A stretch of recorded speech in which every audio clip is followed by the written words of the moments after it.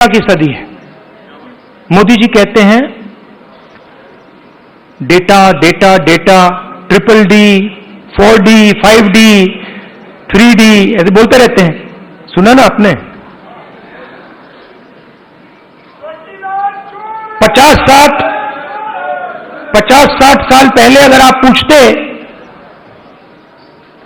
Power कहां से आती है, लोग आपको कहते पावर तेल से आती है। ब्लैक गोल्ड कहते थे उसको।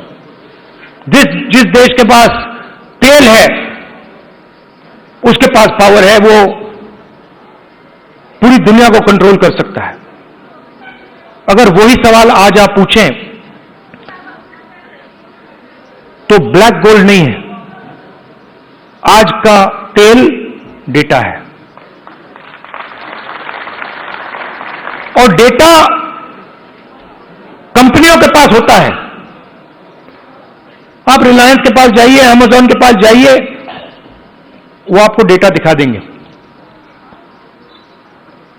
किसी भी अस्पताल में चले जाइए, आपको वो डेटा दिखा देंगे। मगर जो डेटा आज तेलंगाना सरकार के हाथ में आ गया है, उसका देश में कोई मुकाबला नहीं है। आज तेलंगाना में हम आपको बता सकते हैं,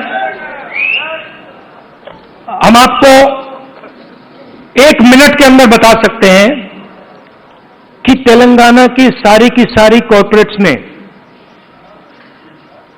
उनकी सारी मैनेजमेंट में कितने ओबीसी हैं, कितने दलित हैं, कितने आदिवासी हैं।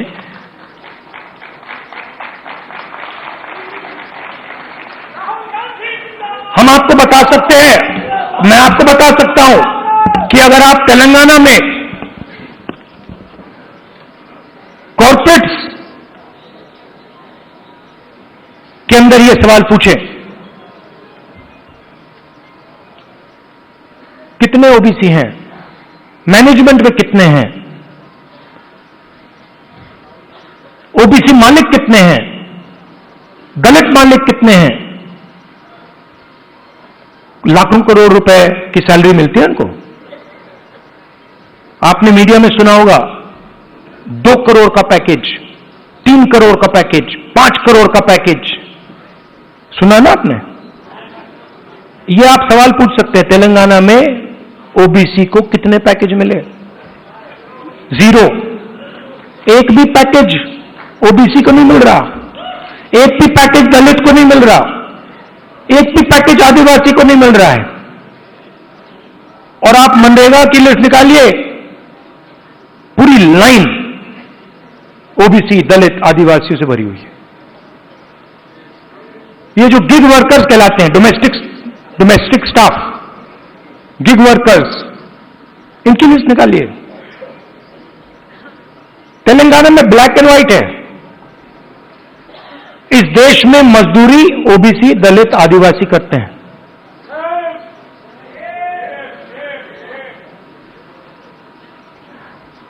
बघेल जी ने बहुत अच्छी बात बोली, उत्पादक शक्ति। मतलब देश को चलाता कौन है? देश को, उसकी, किसी भी देश को उसकी उत्पादक शक्ति चलाती है। और देश में मेन सवाल यह उठता है कि अगर उत्पादक शक्ति देश को कुछ दे रही है, भोजन देती है, औजार देती है, ये इमारतें देती है, तो उस शक्ति को अपने खून पसीने के लिए देश क्या देता है? मतलब आप लोग देश को बनाते हो, इमारतें आप बनाते हो, सड़कें आप बनाते हो, स्कूल आप बनाते हो, कॉलेज आप बनाते हो, अस्पताल आप बनाते हो, टेंपल भी आप बनाते हो। मेरे लिए सबसे जरूरी सवाल है, अगर आप लोग देश को बनाते हो तो इस काम के लिए देश आपको क्या देता है? आपको क्या दे रहा है आज हिंदुस्तान? प्राइवेट स्कूल, जहां पे आपको लाखों रुपए देने पड़ते हैं, प्राइवेट स्कूल किसके? आपके नहीं, ओबीसी के नहीं, दलित के नहीं, आदिवासी के नहीं। आरक्षण लूटा नहीं, आरक्षण दिया नहीं जाता है।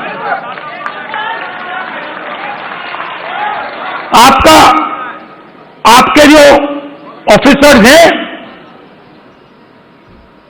आइडियलिज्म के साथ अंदर आते हैं, भर्ती होती है, आइडियलिज्म से आते हैं और फिर आस्ते आस्ते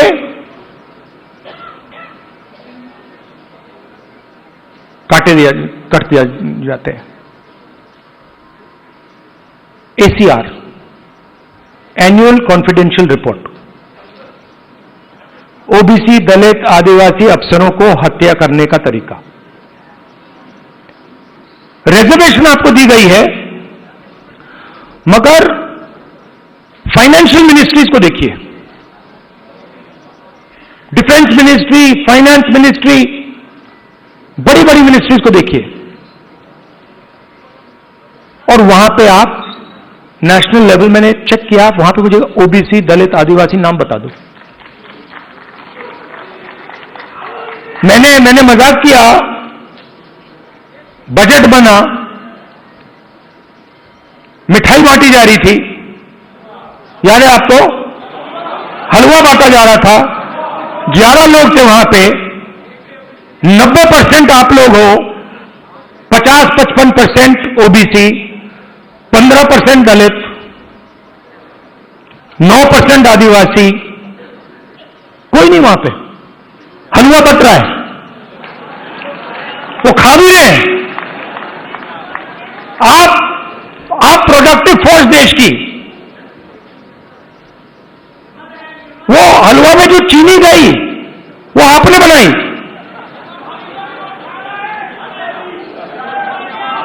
वो सब आप कर रहे हो, हलवा आप बना रहे हो और खा हो रहे हैं। तो अब मैं ये नहीं कह रहा हूं कि उनको हलवा नहीं खाना चाहिए, उनको भी खाना चाहिए, मगर भैया आपको भी थोड़ा मिलना चाहिए ना।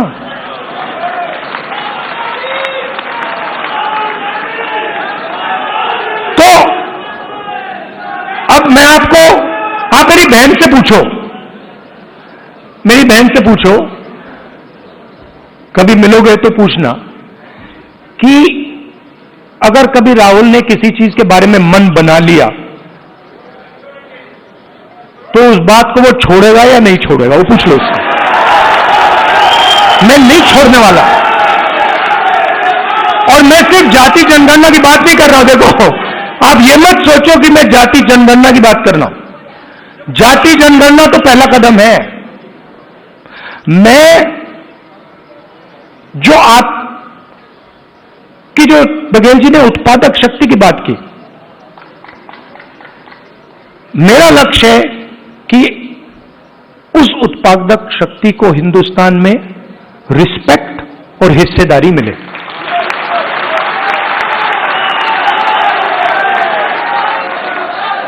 तो आपको लगना चाहिए, हिंदुस्तान के किसान को लगना चाहिए।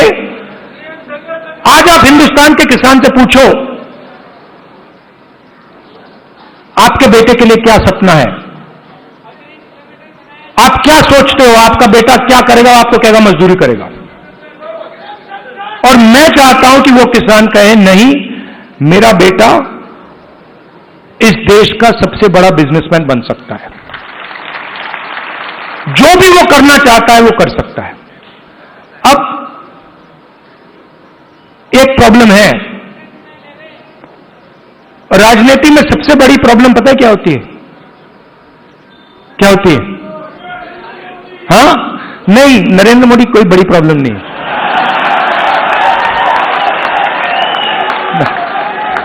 वो नहीं, मैं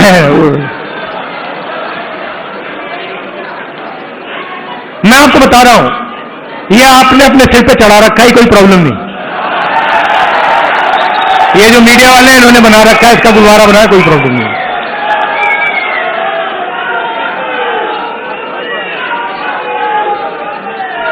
अब पहले तो मैं मिला नहीं था, अब 2-3 बार मैं मिल भी लिया हूं, बात समझ गया हूं मैं, कुछ नहीं उसमें।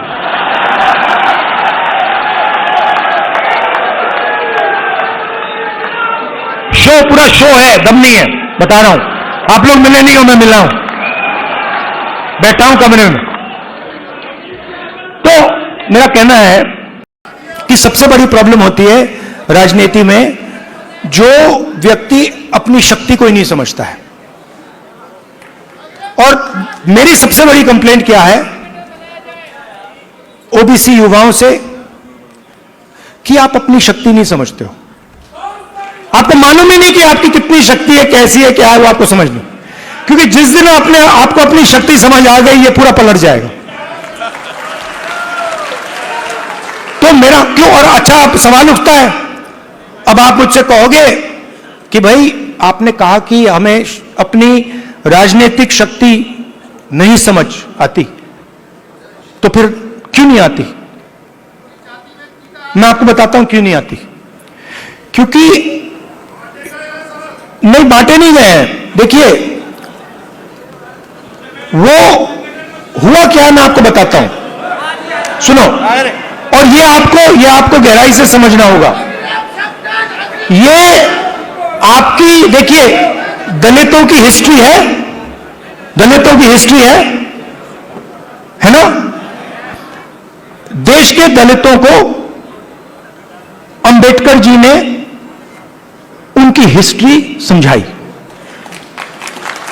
और अगर आप आज दलित से पूछें कि भाई आपकी हिस्ट्री क्या है, वो आपको 3000 साल की हिस्ट्री बता देगा। वो आपसे कहेगा देखिए हमें अछूत कहा जाता था, हमें बाहर रखा जाता था, हमें मारा जाता था। एक सेकंड में आपको बताएगा। आप वही सवाल आदिवासियों से पूछो आपकी हिस्ट्री क्या है, वो आपको बता देगा। मगर अगर आप ओबीसी से पूछो कि भैया आपकी हिस्ट्री क्या है, आप जवाब नहीं दे पाते हो। इसका कारण है आपकी हिस्ट्री को आरएसएस और बीजेपी ने मिटाया है।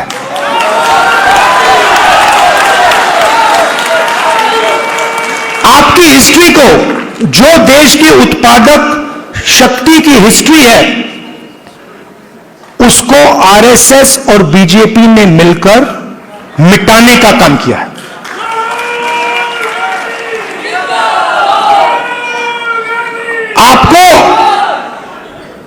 आप स्कूल पढ़े हो ना हिंदुस्तान में, स्कूल पढ़े ना। आप मुझे बताओ, आपने स्कूल में हिस्ट्री की तो किताब पढ़ी होगी, उसमें ओबीसी की हिस्ट्री कौन सी थी, कहां थी? उसमें कहीं लिखा था ओबीसी की हिस्ट्री के बारे में कुछ लिखा था? मैंने तो नहीं पढ़ा। आज जब मैं बात को समझ रहा हूं तो मैं अपने आप से सवाल पूछता हूं, भैया जब मैं छोटा था तो इस देश की जो 55-60% लोग हैं, उनकी हिस्ट्री की किताब में है ही क्यों नहीं? यह जानबूझ के मिटाया गया है। क्योंकि जिस दिन आप अपनी हिस्ट्री समझ जाओगे, उस दिन आप समझ जाओगे कि आरएसएस आपका सबसे बड़ा दुश्मन है।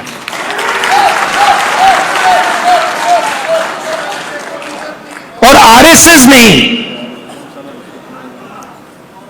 आप पर आक्रमण किया है, और ये कोई नई बात नहीं है, ये हजारों साल से आक्रमण कर रहे हैं आप पे, मनुवादी वही।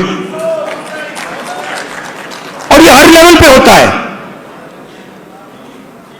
हर लेवल पे होता है। ये एजुकेशन में होता है, सर हम लोग 4 सालों से उसी के लिए लड़ रहे हैं। एजुकेशन में होता है, बिजनेस में होता है, जुडिशरी देख लीजिए वहां होता है। सब जगह आपके खिलाफ डिस्क्रिमिनेशन हो रहा है। मोदी जी कहते हैं हिंदू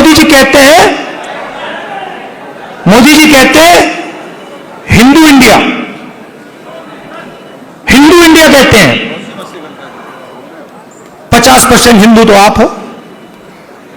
अगर हिंदू इंडिया है और 50% आप हो, तो मीडिया में आपका एक आदमी क्यों नहीं है? कॉर्पोरेट इंडिया में आपका एक आदमी क्यों नहीं है? औरत क्यों नहीं है? मीडिया मीडिया के एंकर्स की लिस्ट निकालो,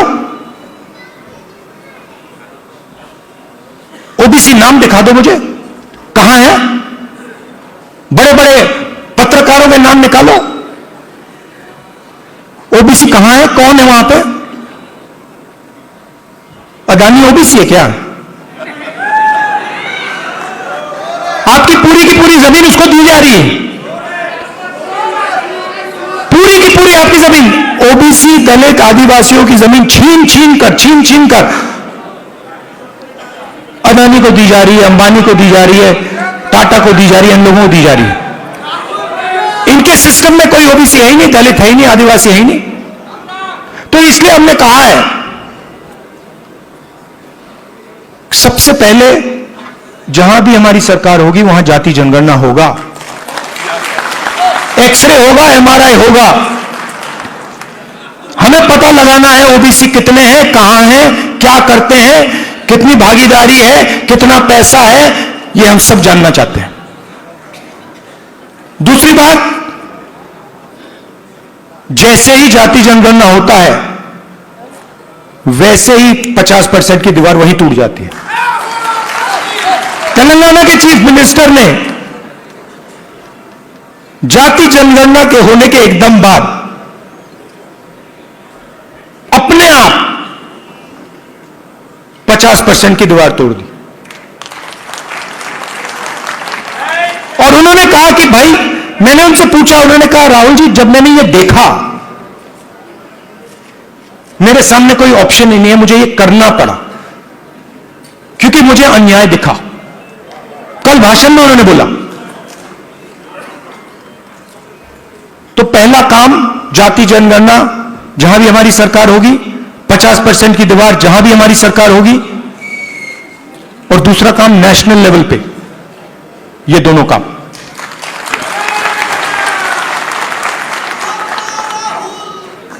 प्राइवेट एजुकेशन में तेलंगाना में बड़ी इंटरेस्टिंग बात आई। तेलंगाना में यह पता लगा कि अगर किसी व्यक्ति के पास शिक्षा है तो वो तेजी से आगे बढ़ता है। Education is critical to progress. और तेलंगाना में दूसरी बात पता लगी कि अगर आपके पास शिक्षा है और अगर आपके पास अंग्रेजी भी है तो डबल बैरल प्रोग्रेस होती है। बीजेपी के नेता कहते हैं अंग्रेजी को हम हिंदुस्तान से मिटा देंगे। नहीं, मगर आप उनसे एक बात पूछिए, आप अंग्रेजी मिटाना चाहते हो मगर आपके बच्चे कहां पढ़ते हैं? आपके बच्चे क्या हिंदी मीडियम में पढ़ते हैं या इंग्लिश मीडियम में पढ़ते हैं? आपके बच्चे क्या लंदन में पढ़ते हैं, अमेरिका में पढ़ते हैं, वहां क्या हिंदी में पढ़ते हैं वो? नहीं। तो रीजनल लैंग्वेज, रीजनल भाषा, हिंदी, तमिल, ये सब जरूरी है। बंगाली, पंजाबी, कन्नड़ा, ये सब जरूरी है, मगर उसके बिल्कुल साइड में अंग्रेजी भी जरूरी है।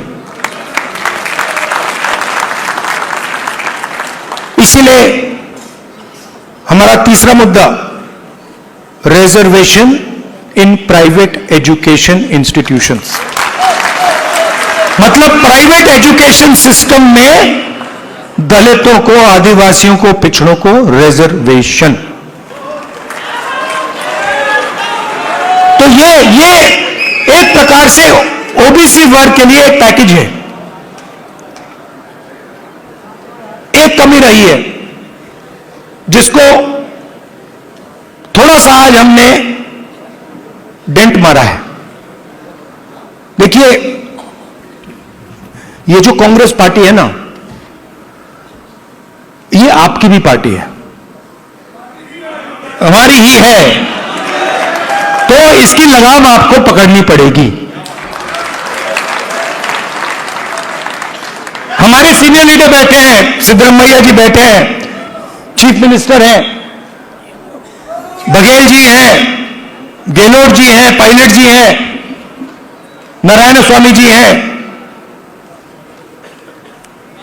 आइकॉन्स हैं आपके, ये आइकॉन्स हैं, मगर हमें ऐसे और आइकॉन्स चाहिए।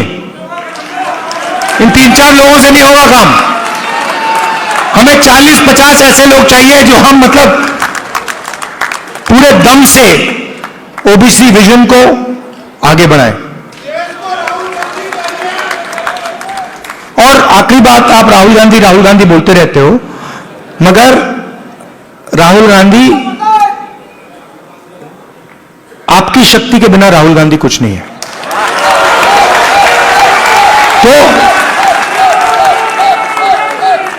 तो मेरा काम आपकी शक्ति को अलाइन करने का है।